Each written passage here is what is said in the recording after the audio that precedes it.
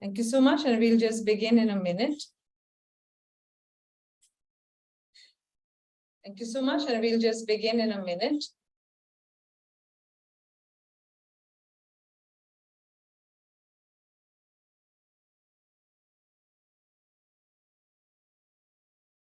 Good evening, everyone. Welcome to our session today. Please give us a couple of minutes as we wait for other people to join. I have with me Chhaya, and we're all ready. And I think we have some really interesting frameworks for you to take back with you today, and some interesting polls and some interesting sort of engagement. We do hope you'll put in your messages in the chat.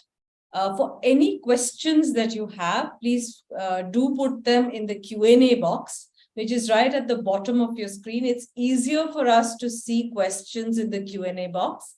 But for any responses, any questions that Chhaya asks, please do answer in the chat. Welcome once again this evening, Monday evening. I know it's not easy from work and a heavy day to sort of join a webinar. So we promise to make it really interesting and engaging for you.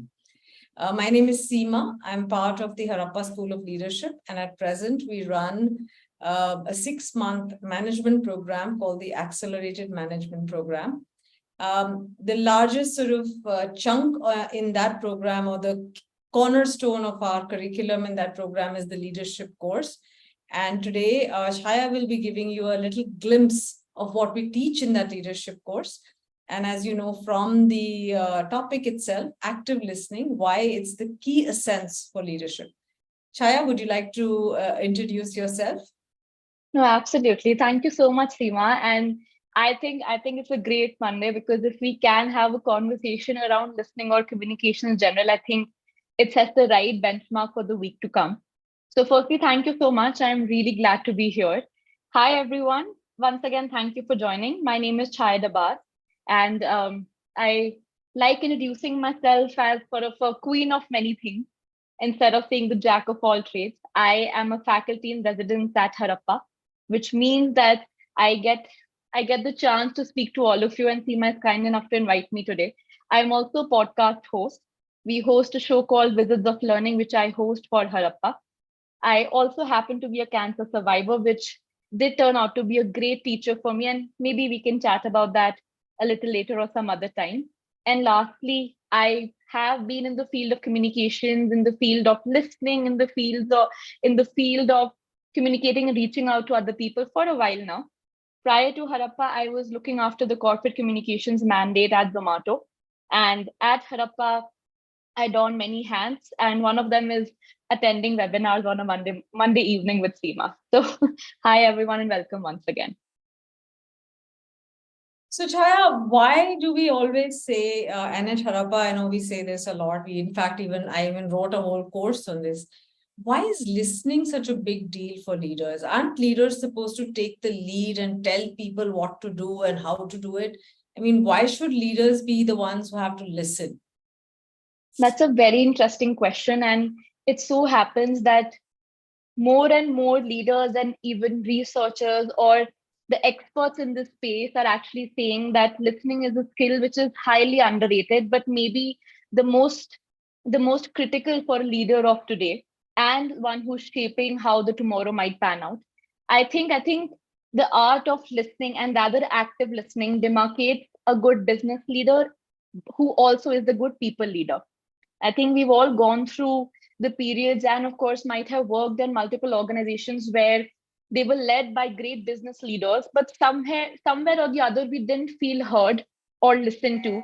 We possibly felt ignored, or possibly felt that we didn't have a voice that could contribute. So of course, good leaders are great people leaders and great business leaders together. And great people leaders are good listeners, because they not only take out the time, but make the initiative to listen to what not only the world around them wants to know, but also what their employees or the people whom they're leading want to be inspired about, how they want to contribute, what are their concerns, how they would like to contribute to a growing organization. And of course, Seema, we cannot dilute the fact that listening is a soft skill, and unfortunately, still a lot of people don't give the right weightage to soft skills. But luckily, statistics and facts are in our favor, where World Economic Forum actually says that by 2025, which is right around the corner, soft skills will become maybe even more critical in maybe your new job opportunities or how businesses are led. So I think, and lastly, if I may add, there is also a case of attention deficit that we're all facing, right? So to be able to break this, I think it's not just about how much you can get your say in, but also how much you listen as well. Our attention is depleting on both sides, and I think maybe more so listening is something which we all must pay attention to today, more than any other day or any other time in the world. All right. And is listening a skill that people can develop, or is it something like many people believe that leadership is an innate skill? It's you're born with it. Either you're a leader or you're sort of, and it's hard to sort of develop it as a skill. Of course, we think otherwise. But same way with listening, like any other communication skill, is it a skill that you can develop? And if so, one or two things that you would like to point out that helps you to become a better listener? No, absolutely, Seema. Again, a very interesting question.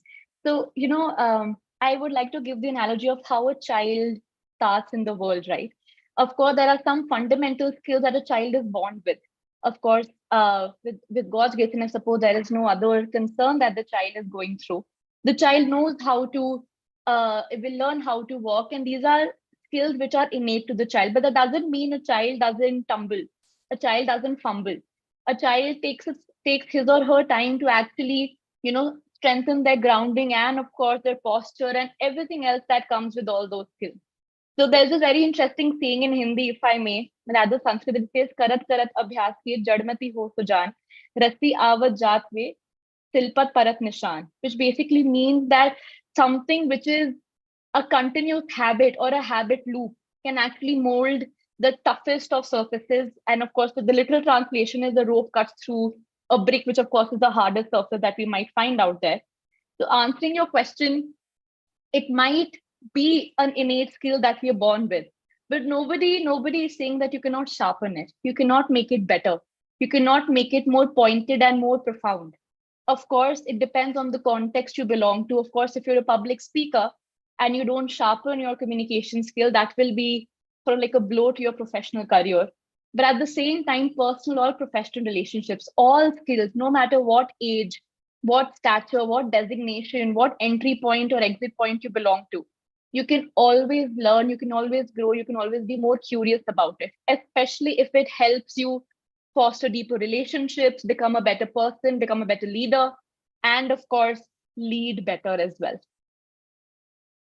Everyone, we would love to hear any questions that you have. As I said, please feel free to put them in the Q&A. And everyone, I will explain a little bit more about the accelerated management program as we go along. But Chhaya, I believe you have a small presentation for us, some skills that people can sort of learn and understand about and take away. Would you like to go ahead with that first? Absolutely. If you could just allow me a second. I'm just going to project my screen.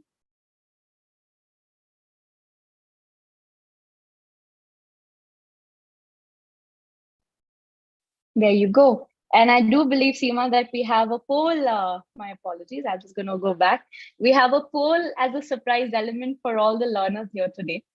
So I would request you to launch the poll. And to everyone who has joined in, I would like you all to honestly answer whether you are hearing or whether you are listening right now. Think about it, give it a minute, and then respond. And it's okay, no answer is right or wrong, but we would be curious to know why you're choosing one over the other.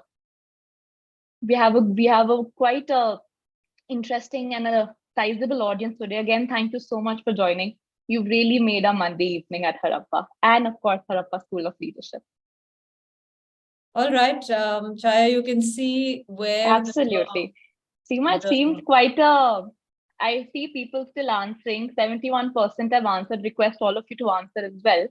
Of course, luckily and for the purpose of a conversation, listening is triumphing in this conversation. But 33% as of now have also chosen hearing as a response. So maybe this is where you all use the chat and do tell us that why have you chosen hearing or listening or vice versa. Or perhaps maybe if they can just tell us what they think in one line is the difference between hearing and listening. Oh, lovely. I like that. Absolutely. Go ahead, folks. So by the way, we are closing the poll now, but just for you to know, about 67% of you said you are listening and about 33% of you said that you're hearing. We'll end the poll here. It would be great to hear or at least get some responses to what you think is the difference between hearing and listening. Do you Very want to interesting answers coming in. Absolutely, Seema. So, Chhaya Dabas, I'm so sorry. I hope I'm pronouncing your name right. Says that listening involves empathy. Very interesting. And of course, this is a webinar format, but I would have loved to hear why do they feel that listening includes empathy? Senthil adds that listening is more about understanding the concern on the other side. Very well said. Neerav adds, hearing is just to put in ears. Absolutely. And we have a very interesting video right after this, which sort of extrapolates this as well. Manjusha says hearing is not in-depth awareness, while listening is initiates critical thinking and analyzing the facts. We're very smart audience today. Ram Mohan says, as from understanding hearing is passive listening. Absolutely. I think that's the definition of the evening because we are focusing on active listening. So I think you really described it well, Ram Mohan. Thank you so much. Very interesting answer, Seema. Very excited to read all of them as well. So Ati adds that listening is more about in-depth understanding of what we hear. Absolutely.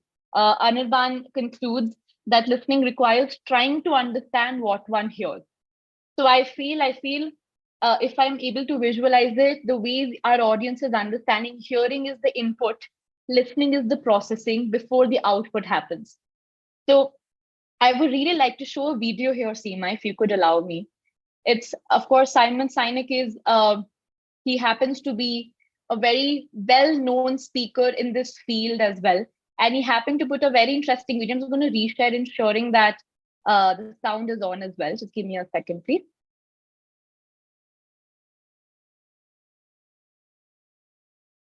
In case any of you are not able to hear, please let us know in the chat and we'll try to make sure you're able to sort of, get it out. And by the way, I've already see a few questions coming in.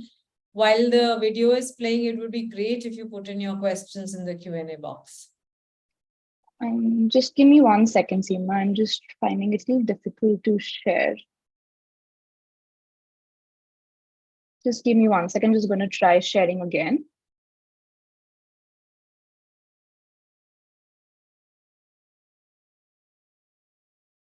It's While not giving that, let me read out some more responses. We have. Yeah, sure. Nikhil, this is very interesting. Nikhil Kale says listening is difficult for the restless mind. Kedar Bhosle says hearing gets something, listening, understand and learn. Ram Mohan Roy, I think this is very interesting. Acknowledgement is more in listening, and I agree with that. Okay, are you good to go? Yes, I'm going to play just to confirm if we can hear the audio, because I just hope it's not glitching. No, I can't hear the audio. There seems to, unfortunately, I think the problem is. Maybe we should just share the video. It's a link. We can share it in the chat and everyone can look for it. Yeah, sure. My apologies, everyone. There seems to be a technical glitch. I'll just present the deck again. Just sharing my screen once again. Please give me a second. Perfect. I'll of course share the video as well. It does happen to be, I wanted to show a small clip. The sound seems to be glitchy, but I will share the link with all of you towards the end of the session. It's a very interesting video and it does demarcate the difference between hearing and listening. So do watch it at your own time. And of course, there's a very interesting quote that we thought we would like to share with all of you, that we do have 2 ears and only 1 mouth. So by this distribution of resources and our time, we should be listening more than we speak. So that, of course, it balances out how God intended our body organs to be. And I would like to, of course, because this is a Harappa mask sort of a webinar that you're attending, we always do give you a couple of frameworks to apply in your daily situations and workplace. So the first one is, are you all ears? And you would notice that ear is spelled a little differently. This is the interesting part. It's actually a framework that will come really handy, especially when you deploy and sort of practice active listening. The EAR framework stands for, of course, to break it down as we go forward. E stands for empathy. A lot of you answered that that's the difference between hearing and listening, where listening involves empathy and trying to understand what the other person has to offer as well. There is a very interesting quote here, which happens to be shared by my father. And I've always been in the public speaking domain as far at a very young age. So once I was actually, an anecdotal example, I was actually preparing for maybe a very big talk on my end. And I started by my talking points and how I was standing in front of the mirror, what my posture was, how I was delivering it. And he just walks into the room and he says, "Do you even know what the audience wants to listen?" And I was stumped because I had not even given a second of thought to actually understand what the audience wants from me. I just started preparing it in the pursuit that no, I am the one who's delivering it. So that is where empathy does come into play. It requires patience, it requires attentiveness, it requires you to fully commit to that conversation in the hope to create a safe space for the other person to be able to open up, to be able to share their concerns and also make it a conversation, not a monologue. This, of course, is not just valuable in your personal conversations or relations. It becomes very valuable, especially in peer to peer communication, in how you communicate feedback to your juniors or maybe your seniors as well, how you reach out to a leader and turning the lens, how a leader also understands what your contribution, what your expectation, what your concerns are as somebody who's participating in the growth journey of that company. Active listening or listening is made on pillars of empathy, and you have to actually practice being more empathetic and more present and more responsive, not just by ensuring your ears work. Yes, I hear you, but actually hearing to understand and not just hearing to reply. So I would like you all to use the chat and think of a recent workplace situation that you feel could have used more empathy.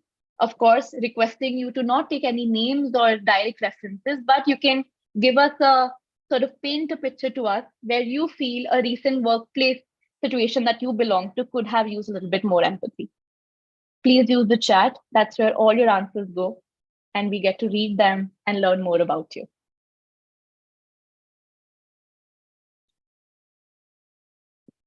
And while we're waiting for some of them, I think it's still, we have so many responses. Maybe we could read a few. There is also Ram Mohan, who's very kindly message how we can get the video playing. I don't know if that is something you I can. did try, Ramon. Thank you so much. Very kind and thoughtful of you. But unfortunately, it seems to be a glitch, which I'm not able to overcome right now. I did try that, but it's not enabling the share sound option for me. I really apologize, but I will share the video link with you separately so that you can access it in your own time. Okay, we have a response here where Shri, I'm sorry, we are not able to pronounce your name correctly. She's talking about how her daughter came up with how well she did with her homework. You have Jeevan, who's saying had a deadlock with a colleague after an argument. I think if I had empathy at that point, the result might have been different. That's very interesting, Seema. very And interesting. if I need, I think it's Sri Shelappa. I hope you're pronouncing your name right. Again, sincere apologies if you're not. But this happened to be a conversation, another session that I was taking, where this person, she was sharing her experience that, when she comes back home from work, of course, her son feels that he hasn't got the right amount of attention that day, and he's bubbling with energy to share everything with his mother about what happened, what he did, so on and so forth. So she, of course, there have been moments and incidents where she's not been able to be a good active listener because she has her own baggage, her fatigue, how her day went as well. So she decided to start removing herself from the situation, take a couple of seconds for herself, sort of reassemble, maybe, have a cup of tea, and then give the right attention that your child deserves in that moment. So this just that separation from the situation, then reapplying herself made a huge difference. So maybe this helps You as well, Sri Shalapa. Jeevan, you've read out. So Anish says in a year 10 HR appraisal. That's a tough one for all of us, Anish. And yeah, but empathy, I wonder who you wanted to empathize with. Were you the HR, or was, did you want to empathize with the HR who was sort of giving you some news? It would be interesting to know that. Both ways. Okay, interesting. Okay, I we have just want to wish you Tanmay. best of luck, Anish. Tanmay says in a con call, I was speaking continuously. I was aware about the concerns of the other person, but I was not listening and speaking continuously and ignoring his talks. I should have, I think that's what he means to say, should have shown more empathy and listened more patiently. Absolutely. And Seema, if I may add here, people sometimes are not able to see the depth of how much soft skills or listening applies to and benefits business outcomes as well. For example, in this case, if you actually perform active listening, you will be able to understand your audience much more deeply. To which, to which, of course, the result would be that you understand what your audience wants, and sometimes you're able to pick, you can see the behind the layers or see you pick out the nuance of that conversation just by performing active listening. And that could be how a good brand gets separated and becomes a great brand compared to another competition. By the way, recently, I think one of the brands that did that was, I mean, I know they've robbed us blind for many years, but there was a cinema brand where someone put up a very interesting sort of message saying, this is the reason why people don't go to movies anymore, because, just buying the popcorn and the Coke costs you much more. And they actually reduce their prices in the Absolutely. at the next day or something. And similarly, I think there's a post that's doing rounds about an instant noodle brand, which is at the airport, apparently costs almost 10x than what it costs on this thing. Let's see how of course, that's not in the hands of the brand, but it's probably some restaurant that's doing that. So let's see. But okay, let's move on, because we do have one question. And before you carry on, Sharat has Absolutely. very patiently put his question in the Q&A, and he wants to know, how do you identify whether a person is hearing or listening? That's a very interesting question, Sharat, and thank you so much for posing that. I think that will benefit a lot of people here. So I think, of course, as we described, hearing is the input. Hearing is basically confirming that your ears work and age hasn't caught up, or that you have been not listening to loud noises and they're working absolutely fine. Listening is the processing part. Hearing is maybe where you're just gathering information to reply or to maybe reserve it, or where you're not committed to that conversation. It's more superficial. It's not getting absorbed in you. You're just hearing it. It just is sort of bouncing off. Listening is there, of course. Listening not just involves your ears, but also involves your facial muscles. It involves your hand gestures. Even if you notice how I am talking, I'm a very expressive person. So I will communicate. I will listen with my hands, with my expressions, with my body language. We hope we will have the time to touch upon it later as well. But there is this very interesting framework which I have time. I will share with you, or we can share later, which involves your entire being as present in the active listening process. It requires your posture, it requires which direction you're looking, it requires how attentive you are, how attentive your body language is, and how fully you are present. I'll give you a very small example. If Seema is speaking, is just an example, and I just happen to be on my phone and I'm just saying, it so happens many times that we're so immersed or engrossed in our work that somebody is speaking, we might gather a couple of things, but we're not actively listening. And Seema says, Chhaya, you're not listening to me. And I'm going to put my phone and, okay, Seema, I'm all yours. Suddenly, I have allowed my entire body to become attentive just to Seema's conversation and devote all my attention right there without getting distracted by anything. So I think to answer your question more pointedly, active listening will be where my entire presence, including my breathing, my eyes, my vision, my body language, everything is committed to your and mine conversation. Hearing is where maybe just one facet is being involved, and that's where I'm just assimilating the conversation to reply, but not to understand. So that will be, I think we have some more questions. Do hope I answered your question. I think we Ankur should asked, finish the framework and then quickly sure, move on. absolutely, sounds fair. So of course, we've just covered the E of the EAR framework. The A stands for, as you can see on the screen, stands for authenticity, which basically means that how sincerely you are present in that conversation. Another aspect of authenticity is, and it really plays well when you look at it from the lens of leadership, that what you believe is what you're communicating. And sometimes I know leaders have to, just to pull up the morale or to ensure that nobody is feeling jittery in during layoffs.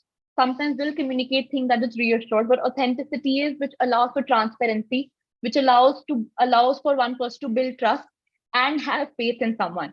So for example, if Seema communicates that Chhaya, you're doing good job right now, I will believe that she's being authentic, but that's just a joke. I hope I'm doing a decent job. But authenticity is where I am not putting a facade, which unfortunately social media does allow us, and maybe that's another webinar in the making. But authenticity is where who I am, how I am, that's what's reaching you. And that a lot of effort goes into that, I must add. We're living in a world of facades and filters and options to change the way we look entirely. But authenticity is that what's my core value? That's what I project, and I don't deceive you in any way.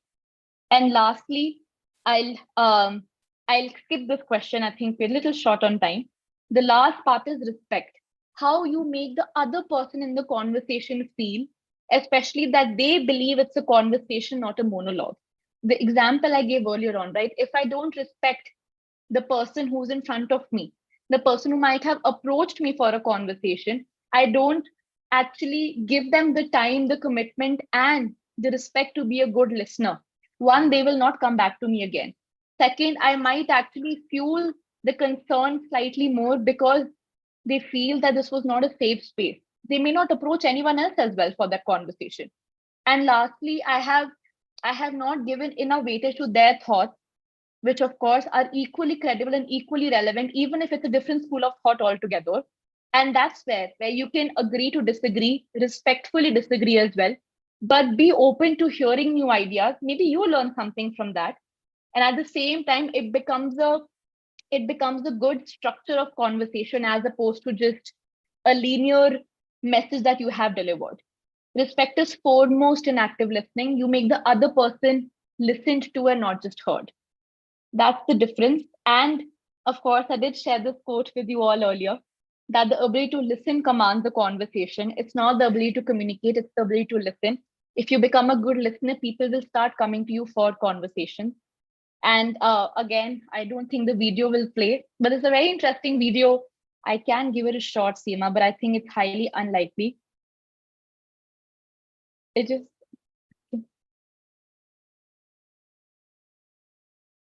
I'm so sorry. I do wish the video was working, but I would like to pause here and maybe Seema, we can take the question. Will that be the right time Yes. to do so? Yes, yes, absolutely. Very interesting question. I'll Perfect. take the last one first. This is from Vakil. He says, how do you make active listening a habit? Very interesting. And I wish I had more time to, but I'm going to try to get at least 3 points to you across.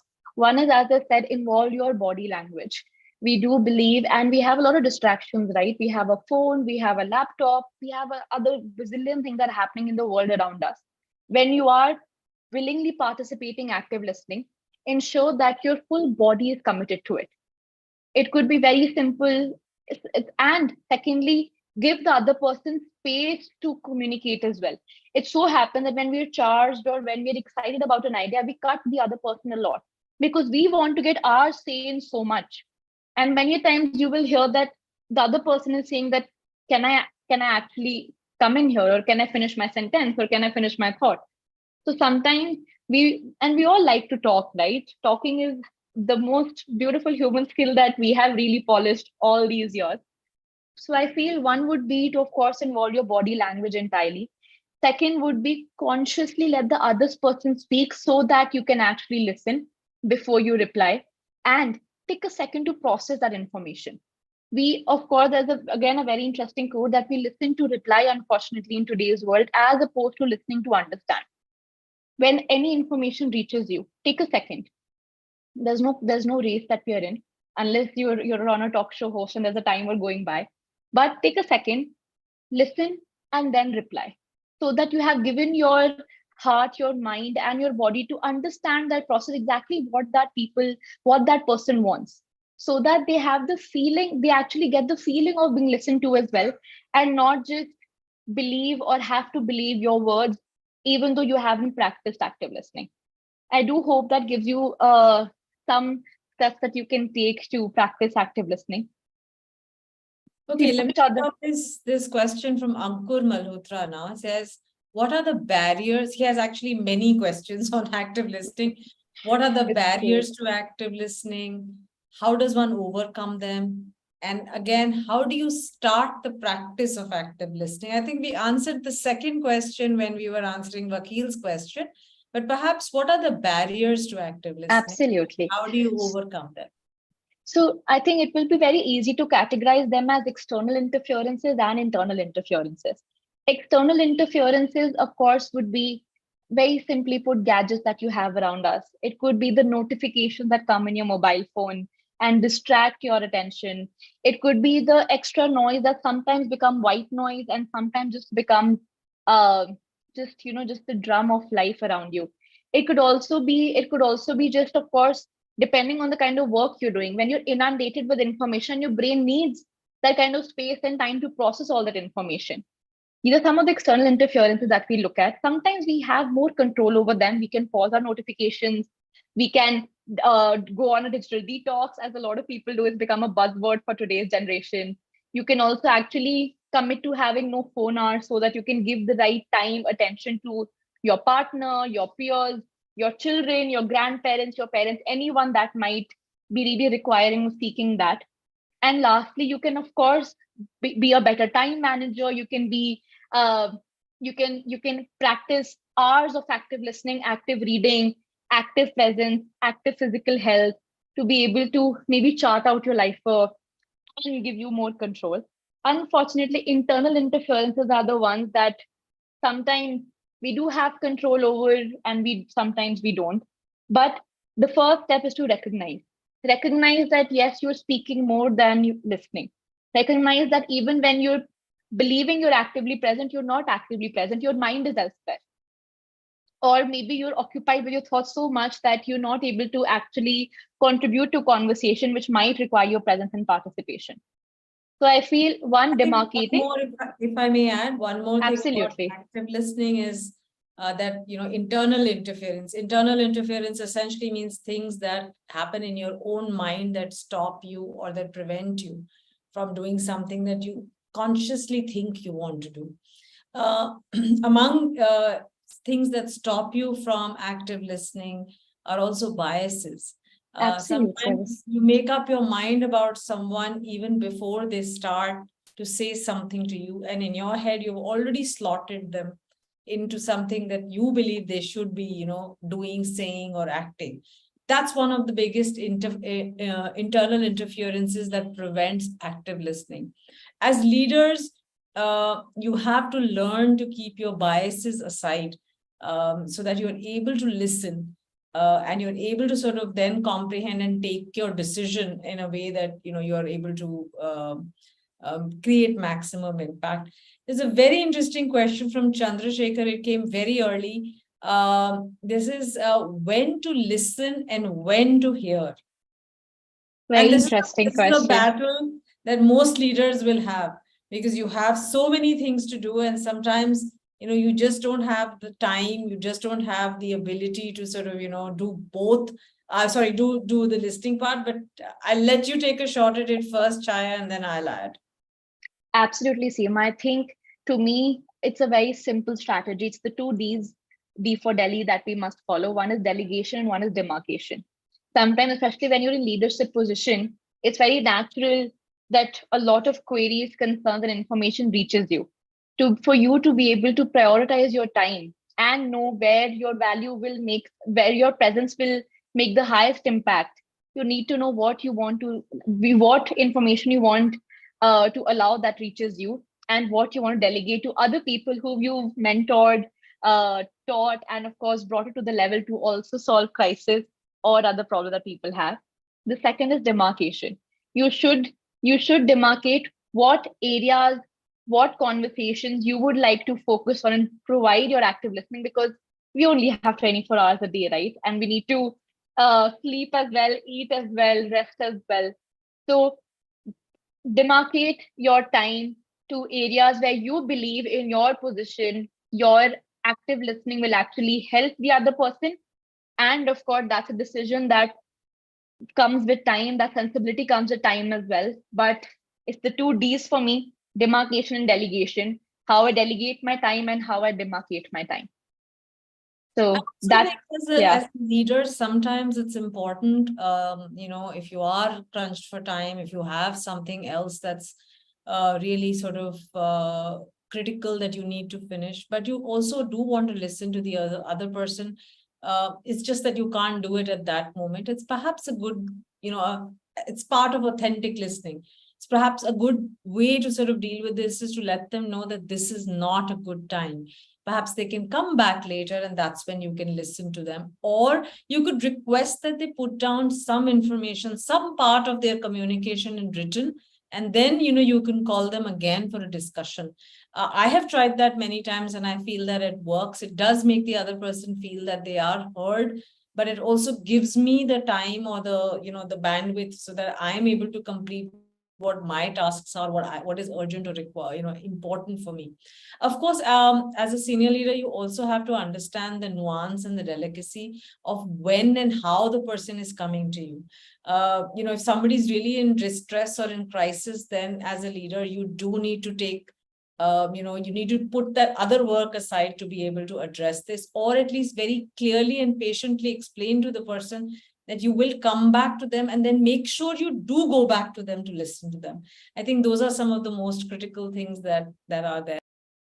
And There's if a I, question, sorry, there's a question that Prajwal had put in the chat, and I thought I should sort of pick it up. This is, he says, the hard truth of life and the world is that many people do not practice empathy. How can we increase the practice, especially when you are exiting a meeting or you're sort of finishing a meeting and maybe it's not gone very well? How do you sort of, how do you come across as an empathetic person?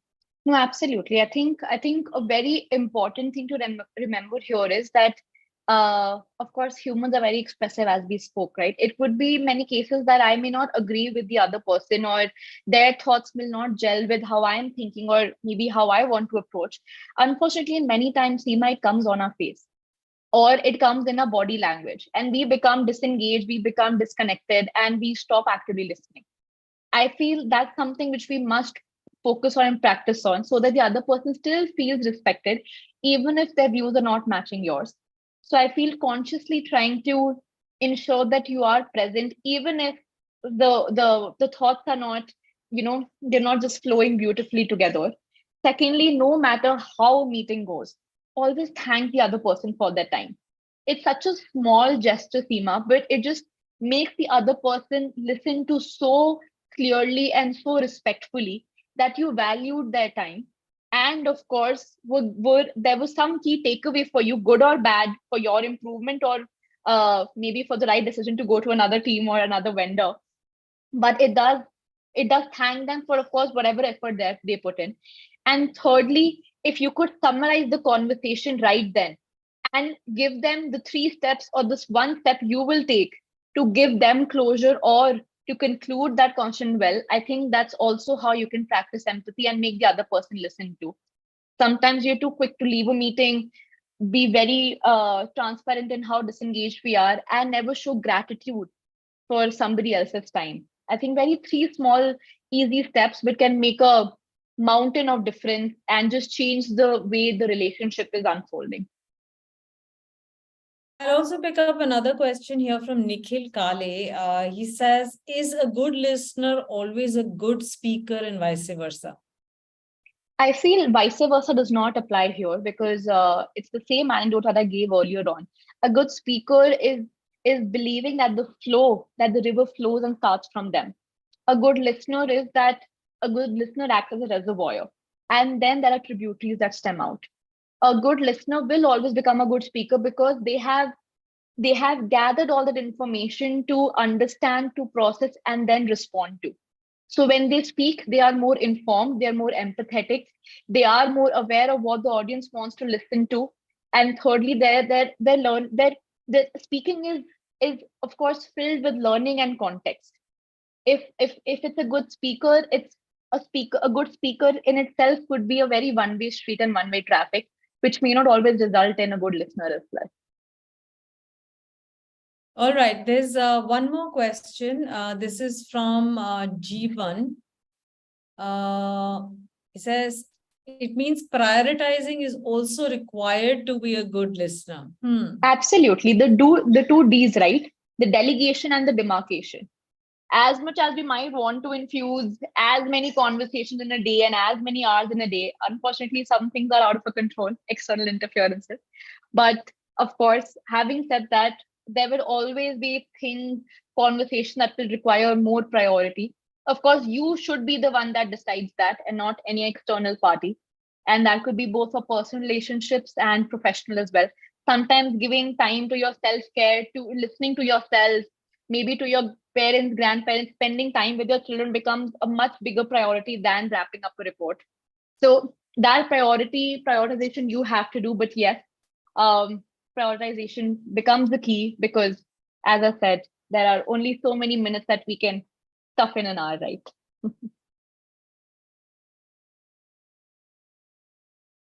Seema, you're on mute. My apologies. Sorry. There's Kedar who wants to know if you can just quickly recap the three sort of, and maybe we have about 3 minutes left. Maybe you can quickly take the last, framework that you quickly wanted to share with everyone. Maybe we can end on that. Absolutely. So I just give me 1 second. I'm just going to project my screen.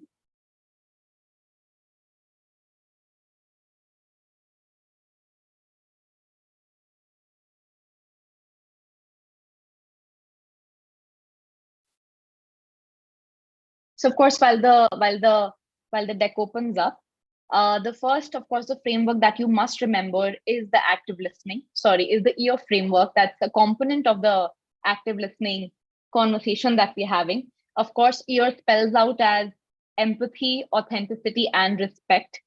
And we, of course, did speak about using your body language entirely when you're participating in active listening. To that, I would just like to share one more. Just a second, I'm just going to open the slideshow for all of you. One more that, of course, what does this body language tell us, right? And you do see a picture in front of you, and I'm going to take a minute to get a couple of answers from all of you. That what do you think? Imagine these to be two human beings indulging in a conversation. What does their body language tell you? Maybe we can take a minute for this and then we can go directly to the framework that I have prepped for you. Yeah, before you go on, there's a very interesting comment from Reema Gupta, who says in the world which runs on social media, we need to update the code. So we need 2 years, 2 years, 1 mouth, and 10 fingers to really become an active listener. I love that. It's a good one. Thank you, Reema. Please go ahead. Of course, two very powerful thumbs because that's where all the texting happens. So Ankur actually captures the picture really well. He says that the first one doesn't care. I'm assuming that's one on the left, and second one is in control. What I see in this picture, and Seema, I would love for you to add here, is that if you see the body posture, there is this rigidity in the frame. There is this lack of openness and willingness to actually hear what the other person is saying. And of course, if there was dialogue here, what I would feel is they're at a standstill. The conversation is not going through. So, and we've all discovered all this just by seeing a picture. So you do see the power that body language holds in a great conversation or in active listening. And if I may, just my apologies, just a second. It just seems that the framework is not opening up. I'm just going to take 1 second of yours and we're going to be back. Yes, I'm just going to reshare my screen. Apologies for that. This is a very interesting framework that I really wanted to share with you. It's called the Solar framework. And it's very easy to remember. Just remember solar as a very easy word that we all know and remove the A and replace it with E.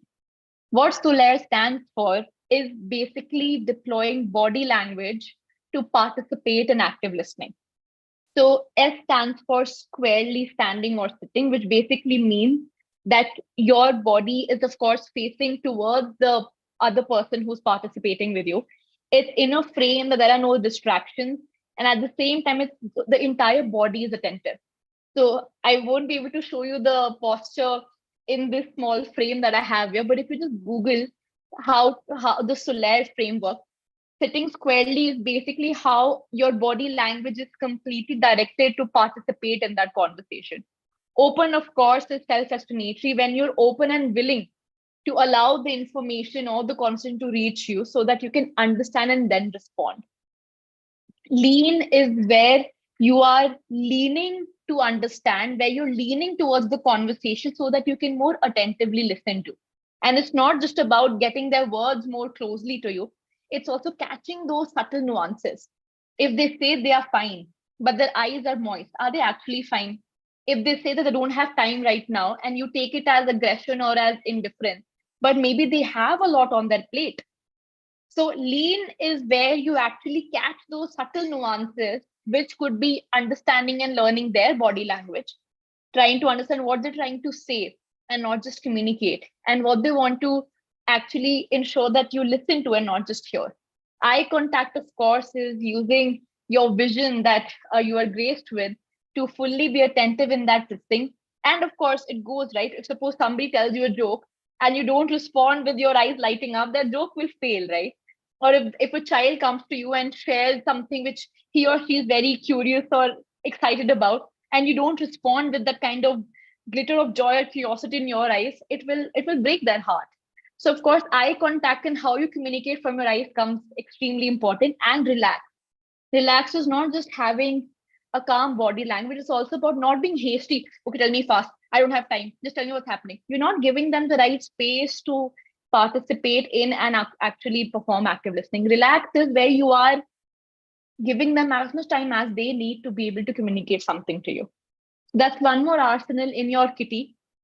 I'm going to stop I'm sharing. going to stop you there before you share everything that we teach at the Accelerated Management Program. So if you're interested and you want to know more about us, I've already put lots of information in the chat, but do reach out to us. We're happy to just tell you what we do and how we do it. And with that, I'd like to say thank you so much for everybody for joining. I know we have 2 or 3 questions. One last question before we go, and this is from Ankur. He wants to know, how do you prioritize? People are terrible at prioritizing. How do you get better at this? Join the Accelerated Management Program. I was going to say that. How to There are prioritize. many great frameworks there, a lot of learning and a lot of really interesting tools and solutions that you can just apply, plug and play, and become much better communicators. So that's where you go. We won't give you all the juice right here, but yes, it's going to be a valuable and extremely knowledgeable and experiential journey for all of you, and highly recommend it. And we hope that we hear from all of you for the same, and the curiosity continues. Thank you so much, Ian. This has been a delightful Monday evening for me. Thank you so much, and look forward to staying